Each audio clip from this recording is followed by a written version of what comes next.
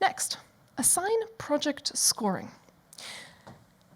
Figure out how to score many, many decision outputs and expect that this system will make mistakes. So imagine it has made some mistakes. Which mistakes are worse than which other mistakes?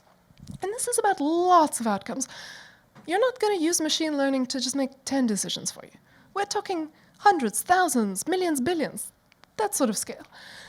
So it's going to have made lots of decisions. How would you score different combinations of those outcomes? How were you going to think about this? Well, first off, how about you use a little brainstorming tool? Why don't you imagine that 100 such decisions have been made, and there's some of every kind of good and bad outcome, and you tally up the counts out of 100 of each possible outcome. You just make some numbers up in here that should sum to 100. Are you confused? If you're confused, good job, you have named this thing.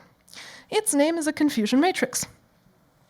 And a confusion matrix simply shows you exactly that, the outcome counts, all the total number of times that each situation has happened.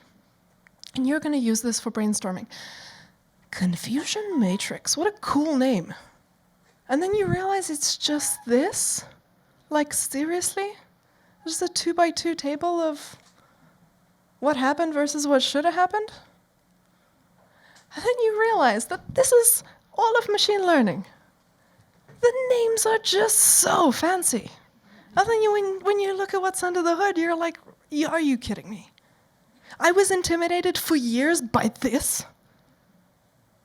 And it's also quite funny, some things have been named both by statisticians who love the thing to just be called exactly what it does on the tin, and by machine learning folk who love the real fanciness.